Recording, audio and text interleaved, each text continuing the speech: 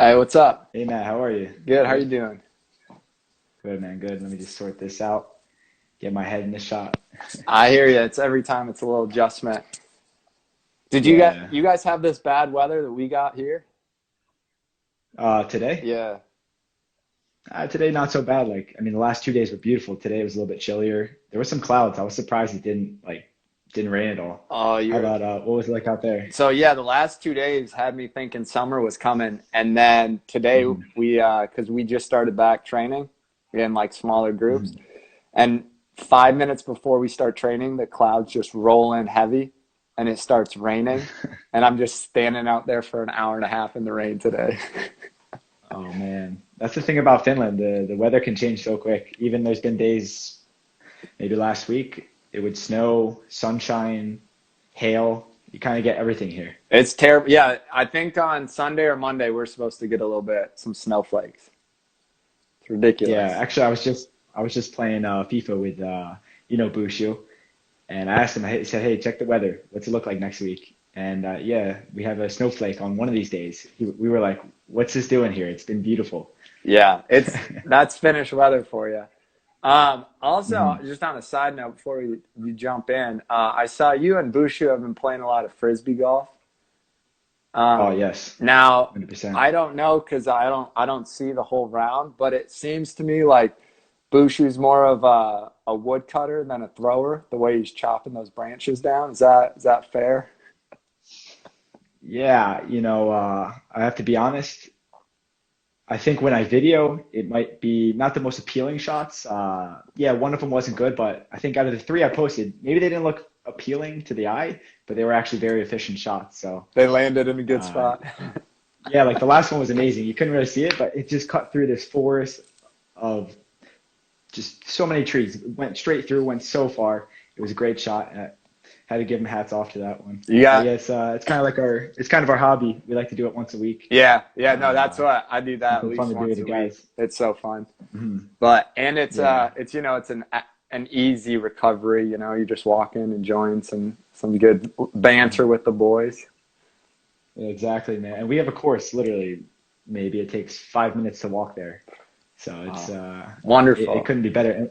Yeah, and where about in Finland are you from then? So I can So just. we're just south of Vasa, Mhm. so up on Okay. the western side Mhm. a little bit. So Okay. it's beautiful, but the wind because of being close to the water is a little rough. But Mhm. you gotta live with what you got, I guess. Yeah, West Coast. The West Coast always sounds better. Yeah. But I'm from the East Coast, so See, I gotta say East I Coast is. live in Florida on the off season, so I'm in the East Coast too. So Okay. represent. All right. Cheers to that. Hey, All right, guys, cheers. welcome back to another Cheers to Footy that. and Coffee Conversations. We are doing this interview, both of us from Finland. So clearly, even though it's evening for us, we're drinking coffee because that is the Nordic way. I assume I'm just going to make the judgment that it's just straight black coffee. Of course, yeah. I Straight knew it. black. I knew it. That's 5 cups about a day, and that's a slow day in Scandinavia. Yeah, man, exactly. So if you want to start, just introduce yourself, say what club you're playing for currently, and your position on the field. Mhm. So yeah, my name's Mike Hartmann. I'm 25 and I play at FC Haka in the Veikkausliiga, the top flight in Finland, and I'm a goalkeeper. So So the answers might be a little different. Goalies are a different position than field players. You gotta be a certain level of crazy to put yourself between the sticks. yeah, that's for sure. But see, I should have been a goalie with a face like this. Balls can bounce off it all day, and it won't get worse. So can't really complain then. Hey, I'm right there with you. So just to get started, obviously you mentioned you're from the East Coast, but talk about your youth career. When did you finally settle on being a goalie? Because usually that's a position that's not found till later. And then just talk kind of Mhm. high school, what that looked like in the recruitment process to college. Okay, yeah.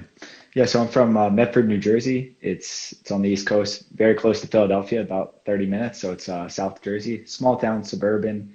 American football is kind of the big sport where I come from. But I've played soccer from such a young age. Probably started playing like recreationally around 5 and 6, up until I was about 8. Then I went out for like the local travel team. And then from there, continued just playing small local club soccer with an organization called Cherry Hill FC. Uh, and I was lucky. I was fortunate. Like you said, goalkeepers, we're not always goalkeepers. I started out in the field, and I loved to play in the field. When I was 7, I was a goal machine. Every game, I was just bagging goals. And I don't know what happened, but there was a period where I still thought I was a goal scorer, but my coach saw me best in the goal. So I started playing halves maybe when I was like 8, when I went out for that travel. I started getting stuck in there half and half. Again, maybe when I was 9, I was playing half and half. And then when I was 10, I kind of just got stuck in there. And in the beginning, I hated it. I would cry. I would cry to my mother, like, hey, I don't want to play anymore. Like, and maybe my mother, I remember just one time she bribed me. She said, hey, I'll take you to the dollar store. We can get you a toy if you go play. So And then I did just wound she up did coming. she see potential in you then at that age to, try to convince you, or is it just to play soccer? Mhm. Yeah, I'm not certain. She had a good relationship with the coach, and this coach as well. He was a really important figure for me. And my mother, both my parents weren't big sports fanatics, so I don't think they really pushed me. And actually, I just had this conversation because I was reading a book, and I was like, I'm very happy because my whole life too, I played baseball, I played basketball, I played other sports up until I was around 12 years old. So I kind of thanked her like the other day. Like I think the way that they raised me, it was great. There was no pressure. Um, she just maybe there was some communication between the coach and then anyway they just stuck me in there. Didn't like it in the beginning, and then I just figured that I was actually good there, and I found a passion for it. I just enjoyed it, Do you miss the and I field at really all? haven't. No, especially now, no, because I we're playing at a good level here. So sometimes when I get in the field, I also I've been in the goal for so long. It's a completely different position. I don't need to know what's around me. I just know what's in front of me. Uh-huh. So now I'm very happy. The only thing is sometimes, when you get a nick on the elbow or the knee, it doesn't get to heal up properly when you're a goalkeeper, and maybe your clothes get ruined a little bit quicker. But besides that, I like to stay in the goal. See, I have a lot of respect as playing as a center back my whole career. I have a lot of respect for the Mhm. goalie. But yeah, as you said, there's always rips in the clothing, the training gear. And then I just imagine your hips can never feel good because I know you guys know how to dive correctly and all, but still it doesn't Mhm. seem enjoyable. Yeah, yeah, I'm one of those guys. I rock like a very good protective compressions, Okay. base layers for the top and the bottom, so I'm good with that. But now it's starting to get beautiful outside, and I want to get some sun on the skin. I want to make sure I get my vitamins. So I've been feeling risky. I've been doing it without maybe the long pads, and I've been okay. But yeah, no, I liked it. Maybe I liked it too because I was good at it and I saw potential and I enjoyed like the success. And yeah, from there on out, I was goalkeeper, continued playing. I played small, local club. I didn't do any academy. That was starting to come out. Maybe when I was around 12, 13, they just introduced it into the US system. Hmm. But I stayed with my local club all the way up pretty much through my entire high school career. Uh, and yeah, I played high school soccer, did 3 years of varsity. My freshman year, I was kind of slowly put in. I was training with the varsity squad, but I started and I played all three years. I had a good career there. It was a good high school team with a lot of history.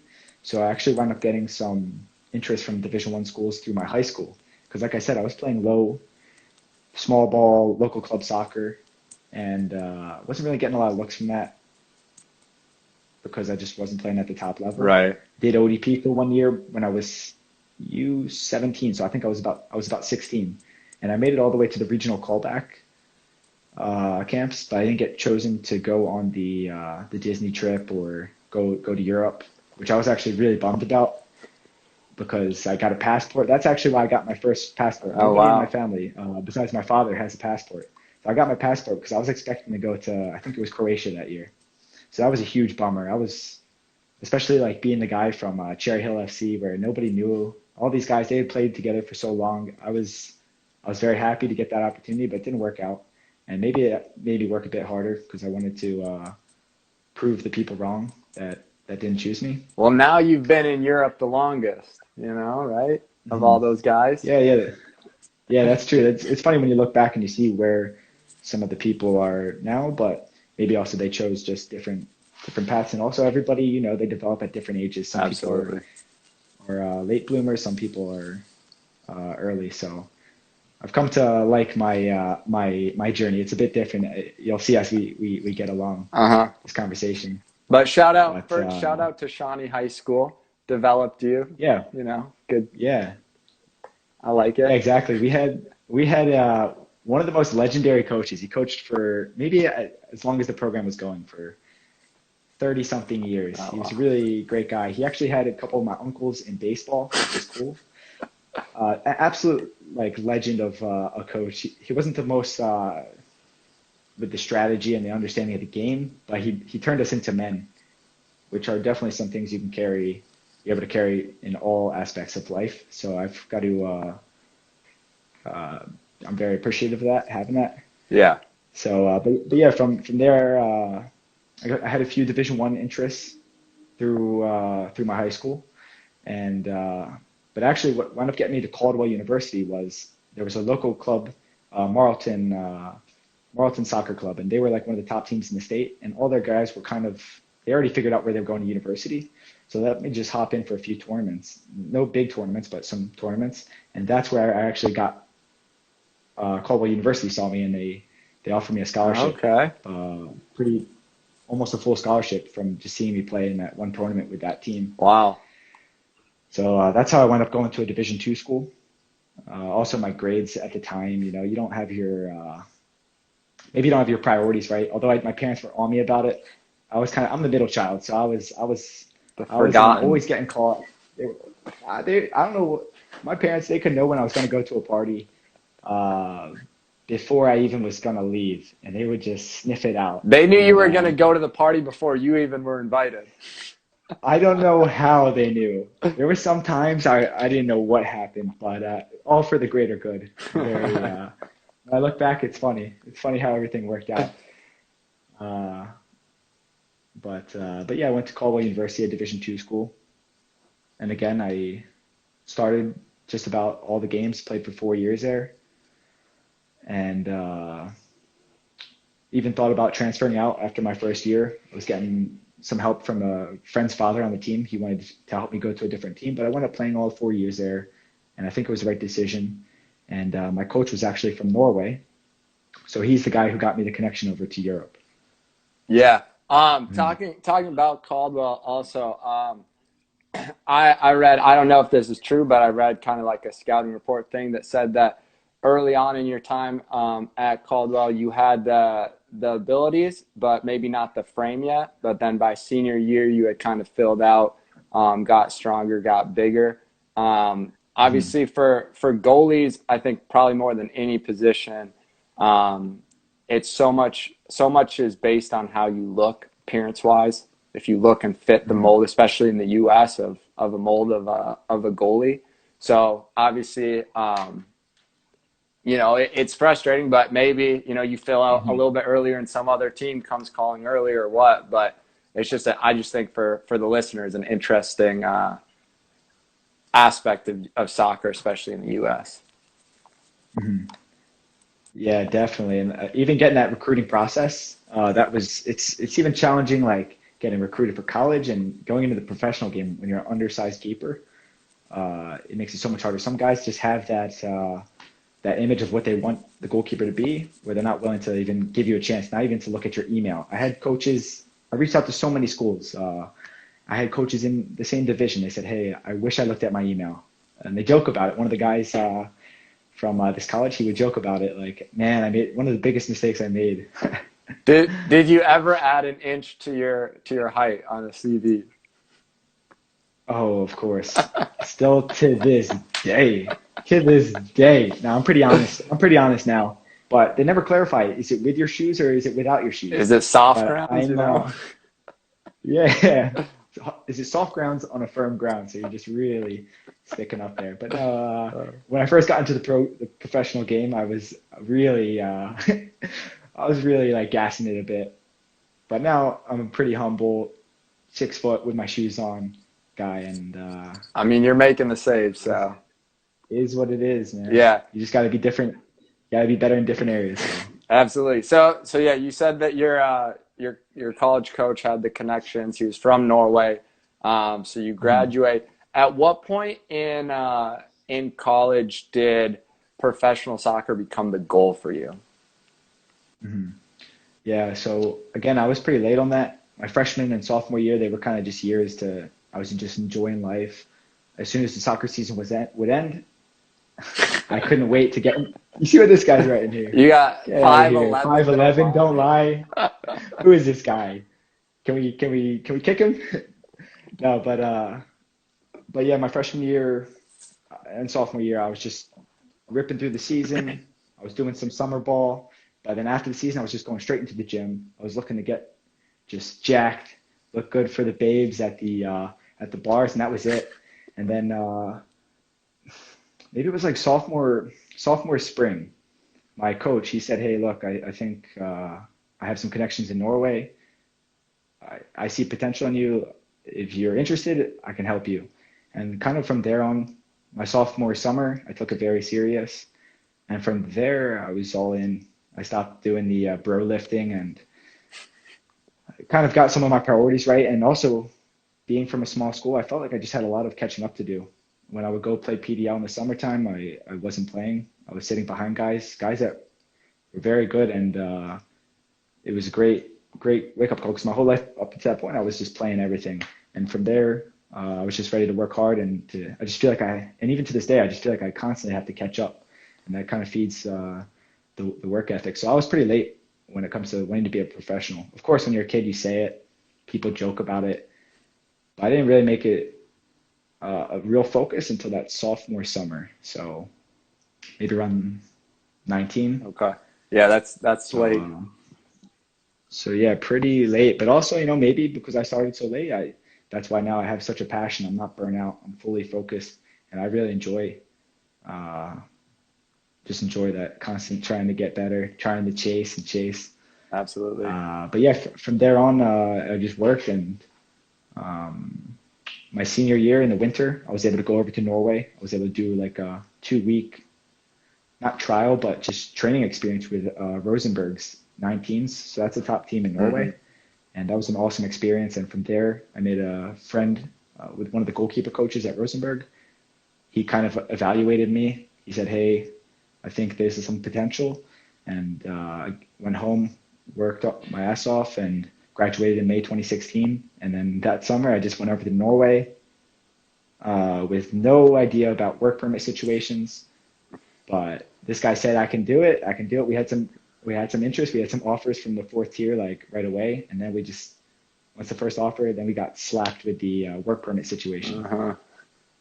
Yeah. Yeah, not good in very very different but strict rules in all the countries in the Nordic area. Mhm. Yeah, and every country's different, and the people working at the immigration centers don't know all these questions, and it's one of the hassles with playing overseas. Hmm. Makes it that much harder. Uh, Limits the amount of spots that are going to be available to you. Yeah. But I think that might be the most frustrating challenge of playing over mhm. here is figuring out the work permits and all the first time around in any new country.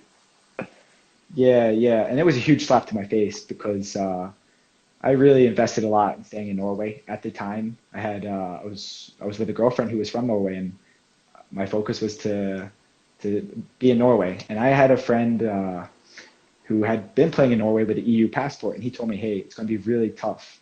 You should look at Sweden or you should look at Finland." And I didn't try it at that time. I tried going for jobs, tried getting a job, but who wants an English guy who can only translate English to English? I brought no value to any company. Who wants to pay me that the amount of money that's needed? So that didn't work out. So, but it was an awesome experience because that entire summer I wound up signing with a fourth tier team that won their league.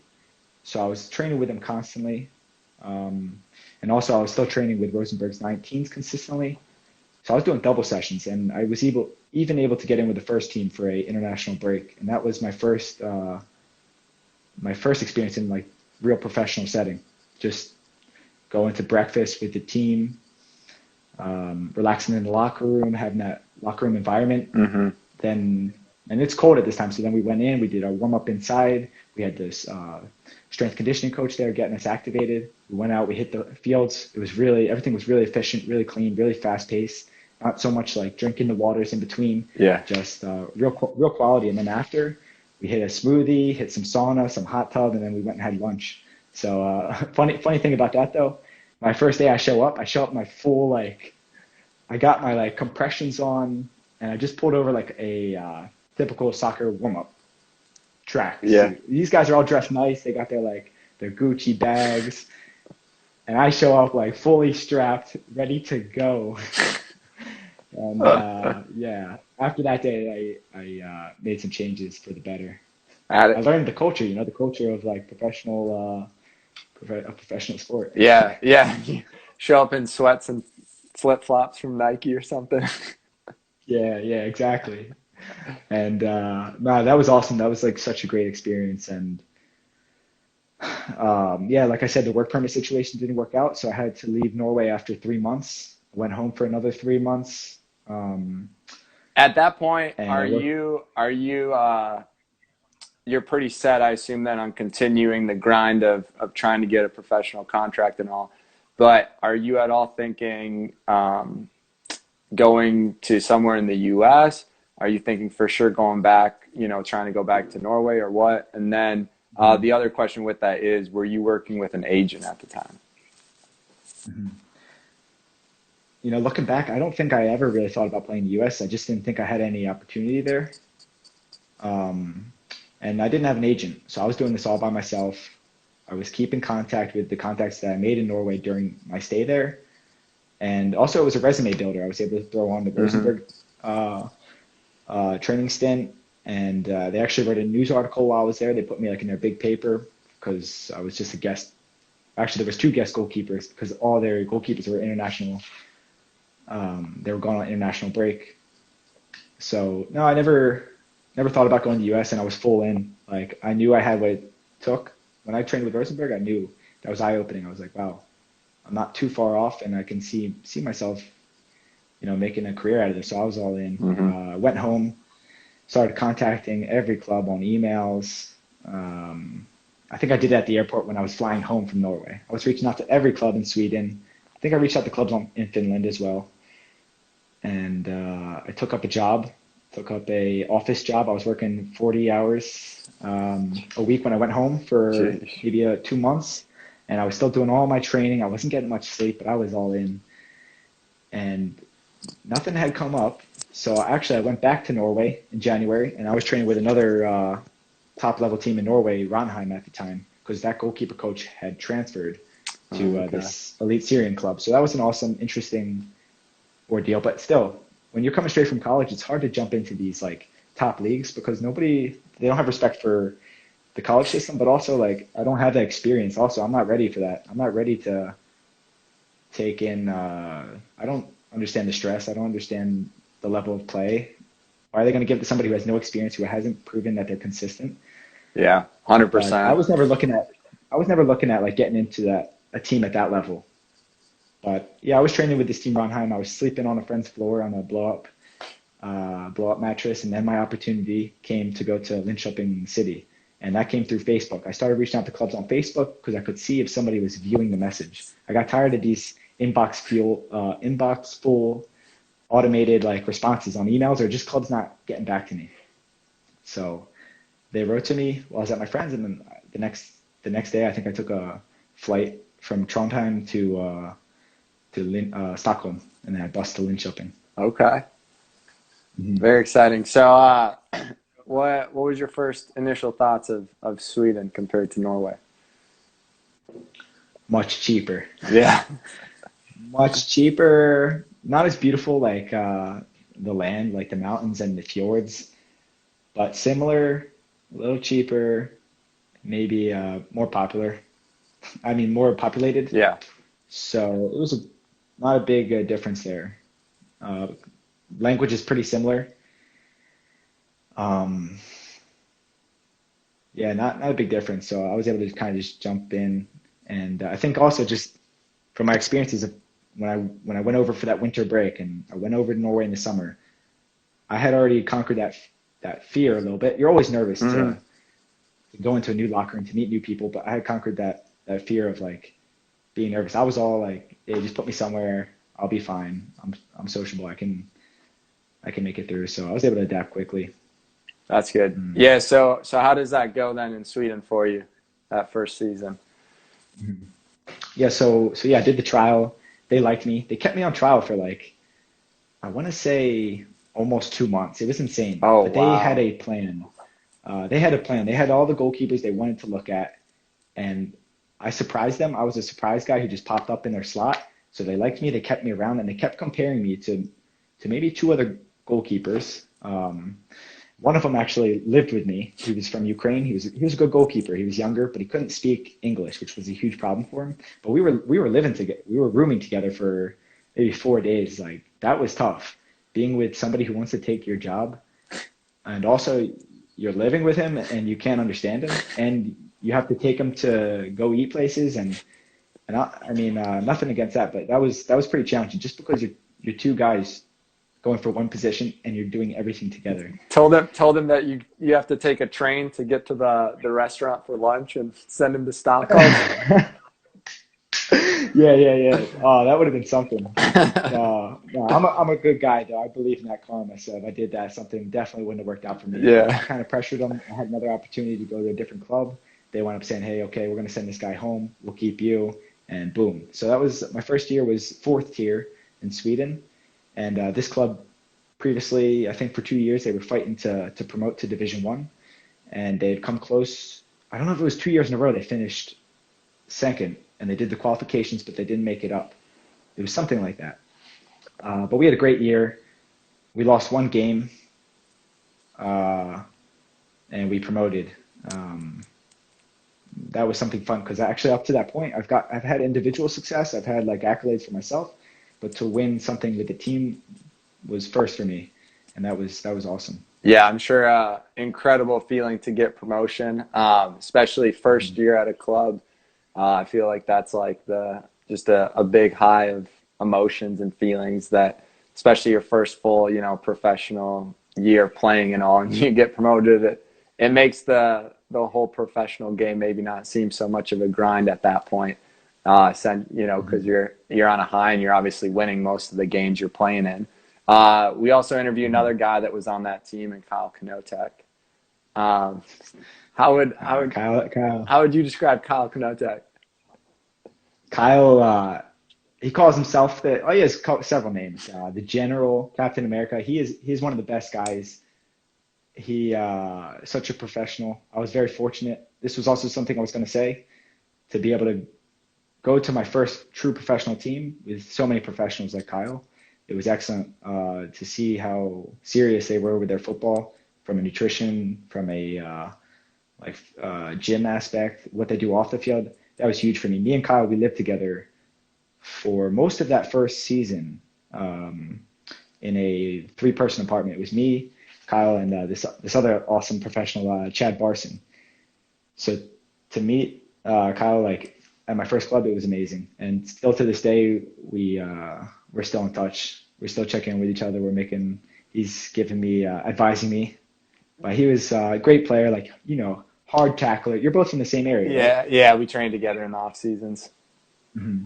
Hard tackler, gives it his all in the trainings, and no, just a really great Now, guy. did you ever go on the same diets as him, or food ways? Oh no, no, no, never. But I have taken some things from him. Some ideas. Now I'm completely opposite. I'm plant-based, so Okay, he's he's not carnivore, but he's closest he's thing. eating a lot more meat. He's eating a lot more meat than me. But me and Kyle, that's also another interesting thing about him, his nutrition side, and he is on point with that. He knows all this stuff, and it was excellent. Even last year, towards the end of the season, he was staying with me for a bit, trying to figure out where his Hmm. next move would be. And I was just, if I had a question about nutrition, like, yo, Kyle, what's in this potato? Like, what is bad in this potato, and how can I get rid of it? Or like, he was like an encyclopedia of information. I could just ask him any question about food, and he would know it. Incredible. So Yeah. you guys get promoted your first year in Sweden. At that point, what are you thinking? Are you trying to move up the ladder? Are you wanting to go back with the same team? What's kind of your thought process? Mhm. Yeah, so I mean, my whole process originally going over to Europe was to like play one season and then try and come back to the US and play in the US. And it was still a little bit of my feeling. Also, the coach, it's a newly promoted team. It's a young organization. They're figuring out their budget. So it wasn't like 100% when I did leave to go back to the US that I would come back, but they did want to have me back. So I was looking out for myself. I was reaching out to clubs in the US. Didn't get any interest really. Got nothing. And Linköping also offered me a contract pretty early. So that was nice. I was able to have that off season, just be able to focus. There wasn't really much questions about where I would be. I figured everything out before the holidays. That's nice. Yeah. So you go back. Obviously, the club is playing in a higher division. Mhm. Is there much of a learning curve for you, or you feel confident from the get-go? I think for myself, of course, when you go up a level, you don't know what to expect, and everything was more professional. All the games were being live streamed. Um, the teams were fitter. They were more organized. Speed of play is faster, and going into actually our first game, we were playing a club that's just kind of sat in Division One for a very long period. So it was a great welcome to the league to see like what kind of level we were at Hmm. because you don't know. We also that club at the time they had lots of foreigners, guys that aren't from Sweden. So we didn't really know what to expect. But I mean, I was happy with the level. The league was professional. Um, so yeah. Yeah. And then how long do you decide to stay there? Mhm. So I signed a 2-year contract that first year in Division One. Okay. It was like a 2-year, not official, but you sign one with the club, and then I don't believe you can do 2-year contracts for foreign players at Division One. I think they have to do it.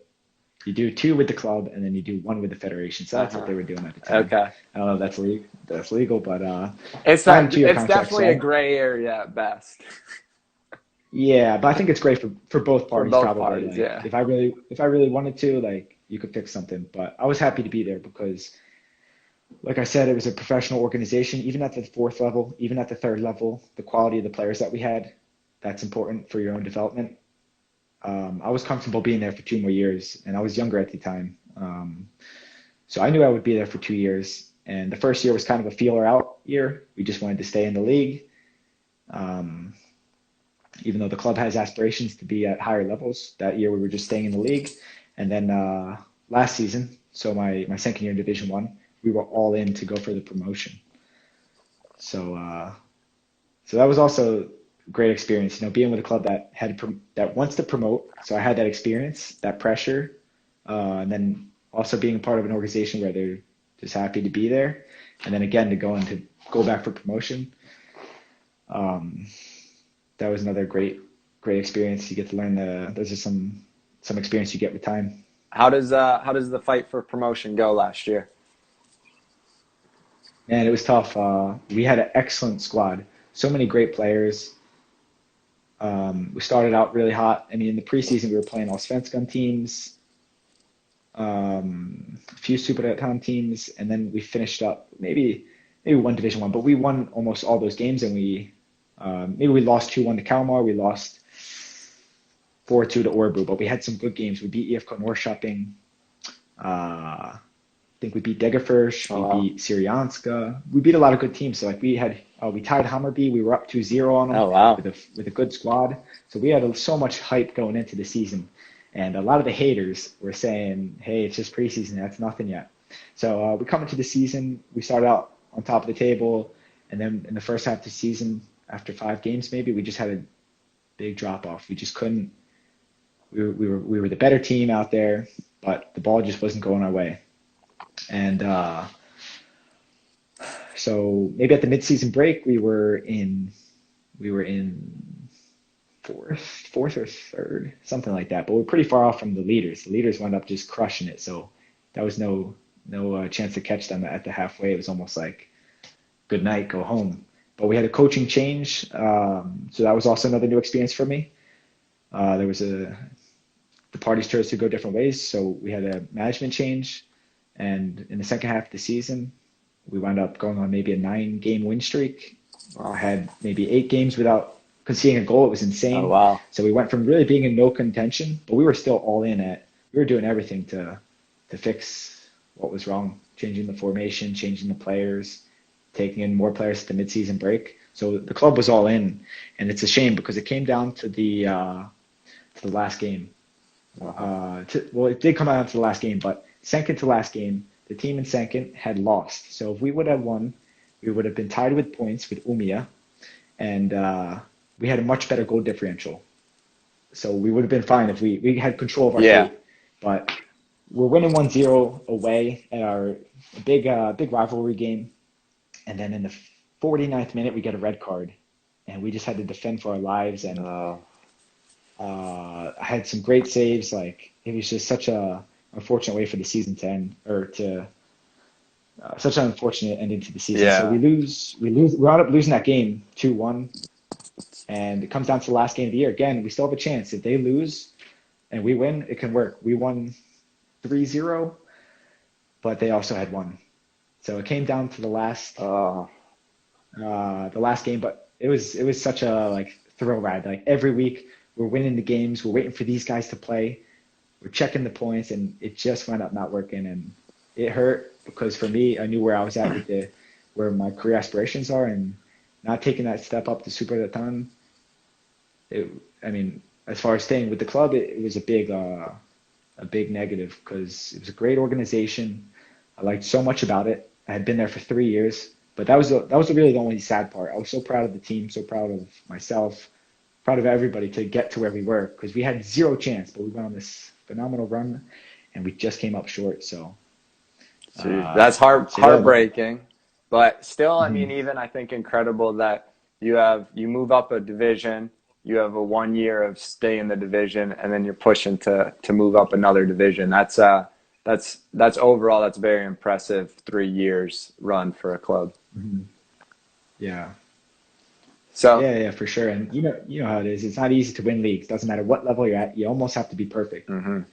There's a lot of things that can change that. Injuries, mental, the ball just not going the way that you need it to go. Yeah, there's so much of to get promotion that's even out of your hands, as an organization to control, which is a frustrating part, but I think that's what makes it so maybe magical almost when you get promotion and that feeling, because it's so many different things and factors all aligning perfectly. But so you had taught that obviously staying with the club, a big desire if you were to come back with the club is for the club to have promoted up to the second tier in Sweden. So when they don't, how then do you end up here in Finland? Did you look at other clubs in Sweden? How was that process? Mm-hmm. Yeah, so halfway through that season, I didn't think we were even close. So and of course, you got to look out for yourself. I was contacting agents. I was I was all about the highlight videos. I've been bringing a GoPro behind my goal since senior year of college. I was all in with the film, so I was on top of that. Made a half-season highlight video, sent it out to agents. My resume now had lots of games on it, so I had some interest. I was talking to several agents, most of them Swedish, and I only contacted one Finnish agency because I wanted to stay in Sweden. It's where I had my reputation, and maybe with a month left of the season, I kind of knew this Haka option kind of was being talked about, also because they had won the league so early for themselves. So yeah, I just kept contact every week. I was sending game films from the games, and they were sending them out. And the season ended, and it was unfortunate because a lot of the teams in Sweden, they will train after the season ends, maybe in Finland too. And I didn't get any opportunities. There were some talks, but I was still under contract until December, and I was doing everything the right way. I was notifying the club hey, I might go here and train with this team in Sweden, but I wound up not doing it. And Haka, unfortunately, they had like a 2 week break, 2 or 3 week break when our season ended. So I had to go home to the US. Then I had to take another risk. I had turned down the contract with Linköping. They wanted to know early because, goalkeeper's an important position. So, so yeah, I'm just home. I'm talking to this agent, and this is the Finnish agent. This is the agent I didn't even expect to work with. I wanted to work with these Swedish agents that are well known. This guy didn't really have a great website. Was a little bit, never met the guy. We've had many conversations on the phone, but I also found out the Haka deal was serious because Kyle had a friend here, Jake, and Jake reached out to Kyle, and I was able to hear like, yeah, it was serious that they were actually in contact with Haka. And this guy said it was on to go trial. So just before booking my ticket, I called Jake and I asked him, I did some research on the club, did some homework, how they play, what to expect, if they're actually looking for a goalkeeper. And he made me feel a lot more comfortable doing it. And I just got that ticket, paid for it myself, flew out here. They sorted everything out as far as the stay and some breakfast. So yeah, I did another trial. I wouldn't expect that. You have 2 years in the third tier. You would think like, oh, when am I just going to be able to sign somewhere, like not do this trial business? I didn't want to. That's also why I don't think I trained with teams in Sweden. I wanted to just move. Which I But feel like in Sweden and Finland, it seems to be they don't care so much who you are, where you've played. They love bringing someone in on a little couple-week trial. yeah, and I think also, the finances aren't as strong in these countries, so they want to be really sure if they're bringing in a foreign player that he is what he is Yeah, on the video. 100%. Uh-huh. So, so yeah, I wanted to just move, but I had to do the trial. Again, it's a huge risk. Like I hadn't been on a trial in a couple of years, but I'm all in for it. I'm all in for it. I prepared properly. I came out, did a great trial, did a good friendly match, saved the penalty in the game. That was kind of just a cherry on top of the cake. Uh, and they offered me the contract before I went home. And so again, I was able to sort everything out before the holiday, which was awesome. And I came back in January 1st, and that was my off season this year. Yeah. Yeah, I mean, not long of an off season. Obviously, you guys got a little bit now. How it turned out, you got a little bit of a recharge time. Not that you wanted it, but you guys just this 2 days ago, I think, announced the league for you guys is starting July 1st and running to the end of November, I believe. So you have kind of set dates now to start training for, which I'm sure is nice. And I just saw. I believe the rule is now from the federation is starting next Wednesday. They can be up to 30 players on the field with 10 per side. Still not close contact, but hopefully in the coming 2 weeks we'll be back to having a little bit more contact and all. Obviously, for a goalie, you can still do a lot of training without necessarily being 2 meters from each other. Um, you've had a lot of different experience. You played.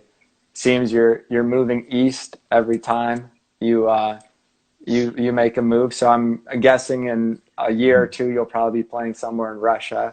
Um, but Big money, big big money, money. big money there, absolutely. Yeah. But you've had a lot of experiences. You came from, to not in a rude way, but to be honest, like people don't come and make it professional until the top flight from the clubs you came from, the university you came from, that type of thing. What do you think has kind of separated you from, the situation that you were at? What drove you? What was the reason for all the success?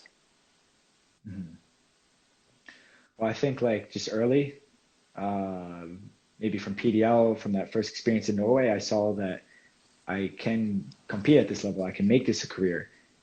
And just that idea of having to chase, feeling that which is true. I come from smaller clubs. I don't come with this big resume. That just puts so much pressure on me to like drive me even more when it comes to the trainings. And just to see where people that are at the top, what they have. And I'd say that really drove me. I think every professional has a good work ethic. I think I'm smart in my trainings. I try to get all the quality with some quantity, of course. And I just have a huge passion for it. I really enjoy what I do.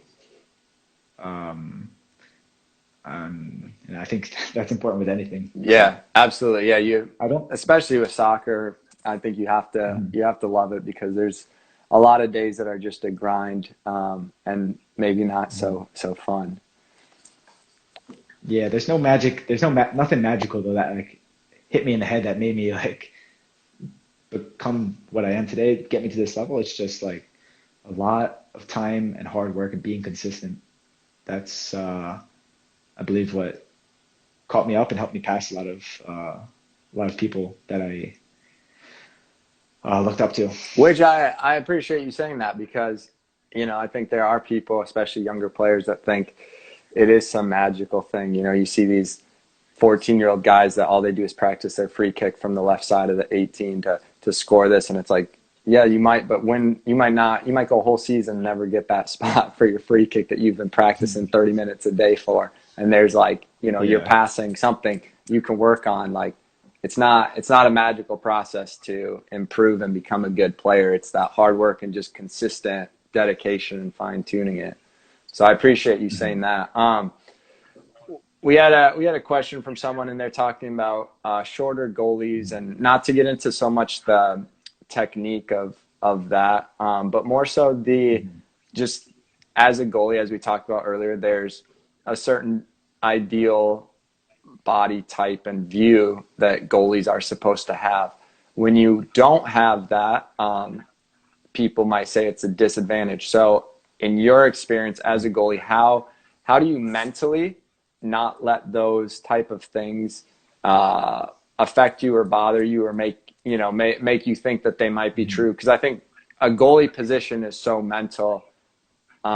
Just because you make one mistake in a game that costs a goal, that can cost your team 3 points. So it's a high pressure position, and you have to be mentally strong. So how with anything as a goalie, how do you yourself stay mentally strong?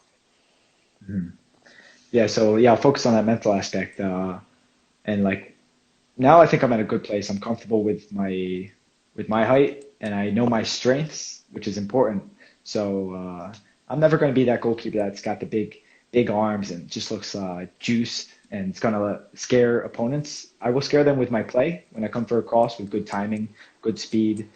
Um, but it takes time. It takes time because I had a coach as well early on. He wanted me to just start doing some curls, get big, almost like putting so much pressure on me that mentally I was carrying it into the games when I got in these situations with set pieces, especially because everybody's just waiting to come at you. Where I was just like, at a mental aspect, I was already at a negative going into that situation. And although I didn't make a lot of mistakes because it was something I was working on, like mentally, there was a few mistakes and I wasn't as comfortable. I wasn't coming for the balls. And it was amazing. When I got a different coach, we did less players in zone, and there was more faith in me from the head gaffer. So I wound up doing better, and I had a great relationship with my goalkeeper coach. We understood what I needed to do, how we can. If you're not the tallest goalkeeper, you need to have good positioning. You need to read the ball very well, and you need to have good timing. Those are important for every goalkeeper. It doesn't matter if you're tall as 6'5" and you have bad timing and you can't read the flight of the ball. You're done. Yeah. So having a goalkeeper coach that was able to instill that into me and also believe in me, that helped a lot. And that's one of the areas I've taken huge steps, crosses. But yeah, going back to the mental side, you just gotta know your strengths, know your weaknesses, but don't try to change who you are because that might take away from another part of your game. If I start juicing up my biceps and my calves, I'm focused. I'm putting more time into that where I could be putting more time into something that's actually going to help me out in the field. Yeah. How do you decide what to train on, what to work on when you're doing your individual work? Are you looking at game film and breaking down little things? Because I think it might, in my opinion, it can be challenging at times as a goalie because in some games you just don't have a lot of action. Doesn't mean that you did everything right, but it's maybe a harder position to just look at film and correct perfectly because there's so many other factors that you can't predict that goes into saving a shot. Yeah, so for training wise, I've been blessed. In Linköping City, I had an excellent goalkeeper coach. Here, I have an excellent goalkeeper coach, and they do all of the thinking for me. In the preseason, normally it works. They'll have different plans. Maybe it takes 2 weeks to cover different segments of goalkeeping. And then when you get into the season, I believe it's how it's going to work this year. They're going to analyze the past performance, where we need to make some changes. What can we do? And also opponents coming up, what are their strengths and what are some of my key things to focus on? Is it going to be a lot of early crosses into the first area? So I've been lucky. I've had guys planning out the sessions for me. And that's massive. I wouldn't be where I'm at today if I didn't have an excellent team around me. So yeah, and then also my strengths. Like if I'm working by myself individually, I'm gonna work on. It all depends. Depends who you have, but there's always stuff you can work on. I do a lot of distribution training because that's something I separate myself from. So Depends what yeah. position player you have on hand to work with you. That is true. The environment is very dependent on your training as well. I'm not going to do volleys to the hands if I have somebody who cannot hit a ball to my hands. I'll do distribution, you know. But I would say again, back to what I said earlier, I try to take this to me. I try to focus on my strengths more than my weaknesses. Yes, I'm working on my weaknesses, but also I'm not trying to just be average at everything. I want to be excellent in my strengths because I think that's what's got me to where I am. And of course, I'll work up those weaknesses, but I'm not going to try to be this Mr. Perfect at everything. I think that's important when it comes to training. I'm not saying don't work on your weakness, don't work on your left foot, but do it with a maybe an 80-20 rule, maybe something along those lines, you know? Yeah, and I think too, like I agree with that because I also think like your strengths are the things that's going to get you paid. That's at the end of the day, like that's what's going to stick out. That's what's going to draw attention to clubs and stuff. Obviously, you need to mitigate your weaknesses as much as possible, but you have to really shine those strengths as well. Mm-hmm. Looking back through your career, let's go back to maybe you're 15 years old, freshman year at Shawnee High School. You know, you're getting in the sticks of varsity soccer for the first time. If you could go back to that version of yourself, what would be the biggest advice you would like to give yourself?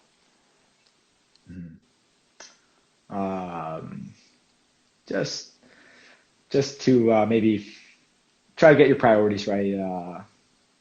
If you have a plan to go play in college, focus. Don't be influenced from the people around you as much. You know. If you want to do something that's different, that's going to be maybe your friends aren't going to think the same of you, then they're not your real friends. So that's definitely something I found out early who my friends were and who they weren't. But try to be yourself and do what makes you happy. Don't let people influence you and to make decisions. Yeah, absolutely. Another question I have, and I don't know the answer because I'm not a goalie, so I'd just be interested to hear your thoughts on it. I think obviously everyone benefits from having, let's just say, like a specific coach or maybe a private coach, that type of thing. But I have to imagine a goalkeeper, especially, as you're in those formidable years, having a goalkeeper coach would be highly beneficial because I think a lot of players, unless they're at a top-notch club, are 16 years old and coach says, all right, you have 10 minutes, go warm up with yourself or maybe with the guy that's injured on the team. He'll kick some balls at your hands and then you jump in and block some shots. But you get very little actual coaching. How important, if you can, afford it and all of that, do you think it is to invest in some type of specific goalkeeper coaching? Yeah, I would say it's important to have somebody that can teach you the right techniques at a younger age, because I think the younger you are, you want to focus on the technical side. And as you get older, you want to be able to read the game and have your IQ raised. So if you have a goalkeeper coach, someone who truly understands the position, it's going to help you. But at the same time, you don't have to be all in with that. If you can just get a little bit, that's great. If you don't have it all, it's not the end of the world, because luckily I had good youth coaches who had an idea of goalkeeping, but I didn't have a true goalkeeper coach. Even up through college, I didn't have a great goalkeeper coach at college. My first year, I let him run the sessions, and then I took over after that because he wasn't a goalkeeper coach. It's not what he knew. So I took over from there, and maybe I had my first true goalkeeper coach regularly at PDO. So it's not the end of the world if you don't have it. it's good to develop your foot skills with the team if you're doing those possession drills. But I would say, ideally, at a younger age, you would want to master the technique and progress it as you get older, maybe into the late 15 and older. You want to focus on just reading the game, decision making, positioning, things like that. Yeah, I think also nowadays, probably for younger goalies growing up now, playing with your feet is worked on a lot. But I think maybe your age, a little bit older, when you first growing up, like goalies didn't play with their feet, and then now goalies are asked to adapt and play with their feet. You played goalie and moved into goalie at 10 years old. Was that a challenge at all for you to learn to play with your feet? How did you improve that? Mm-hmm. Yeah, I think I was a skiller. And I don't know if I'm talking myself up. Maybe I got to go back. I got to reach out to some of these guys I played with in high school. And but when we were doing 3v3 on a small sided field, I was balling. So, but also that was because I was training with those guys. I was doing the same drills, and then maybe I'd go warm up, and boom, I'm in the net. That's kind of how it was for me. So it wasn't a hard transition for me, and that's one of my strengths now in the game. But to make that better, you need to be smart with it. You need to be able to use it right, and that's something I want to improve on this season. Being able to be more beneficial in the build-up, be able to play those split passes, be able to play those balls, see the space, and play into that space. Mm-hmm. All right, absolutely. Yeah, I got some good memories. Unless I'm out of my mind, I remember I was like negging people. I was the one doing the scoring in the small sided. We need the skiller. I'll call all the guys from your 3v3 and then ask them the question and film the reaction and see if you were gassing yourself up or not. Man, I was wearing Sambas. I had that grip in the ground. I'm talking like wooden floor 3v3. I was baller. I was a baller straight up. Nothing better than the Sambas on indoor. And I wasn't even shooting them from far. I was skilling all the way into the goal. I was pretty much just dribbling into the goals. That's how I remember it. Did you ever do the back heel goal? I'd be lying if I said yes. No. Because that's like the ultimate skiller. Hey, there we go. We got some news there. Here we go. There we go. Coach Evans said megged a couple guys in college futsal as well. So all right. I guess it's not a complete lie. We've debunked it. It's true. Now we don't know who those players were. Maybe they weren't all soccer players, but it happened.